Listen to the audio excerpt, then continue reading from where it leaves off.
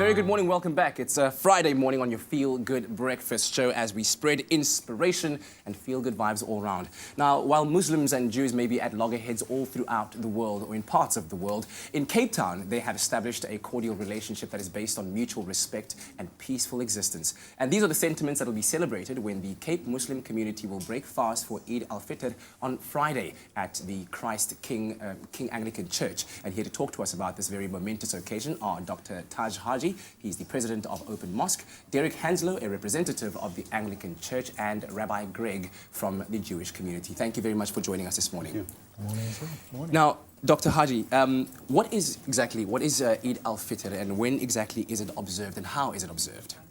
The Eid marks the end of the fasting of Ramadan, 30 days. This year it'll be on Monday, the 26th of June.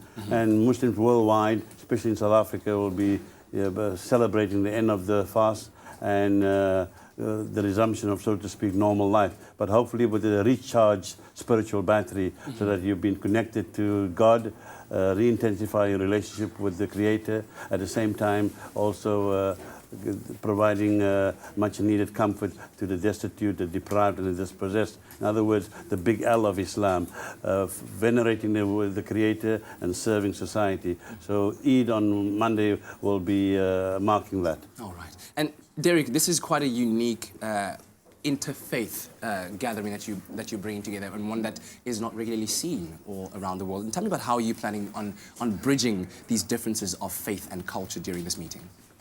Well, first of all, it is a first in many ways. I think it's a first from an Anglican point of view in South Africa.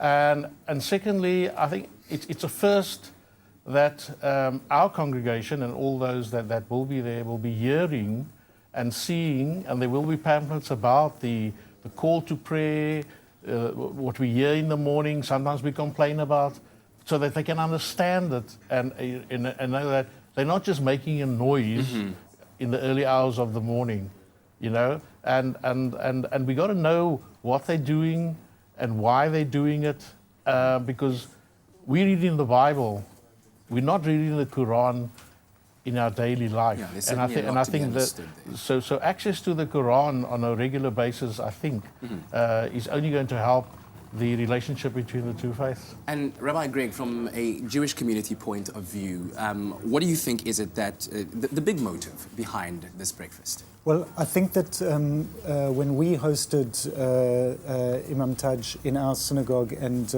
the Open Mosque came to break their fast, people feel what they don't know. And in the world today, when people look at Muslim extremism, when people look at Israel and Palestine, all they see is the radicals, they see the extremes. When you break bread together, you have an opportunity to see the human in each other. You get to know, oh, you live in Cape Town, I live in Cape Town. You pray like this, I pray like this.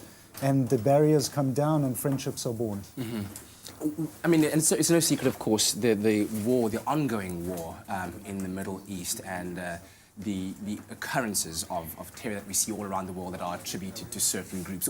What do you think is the big message that you would like people worldwide to take from what it is that you're doing? And I'll ask this question to all of you. We'll start with you, Dr. Yeah, so I think what we need is that our problem in this country is really massive. Our in-tray is full.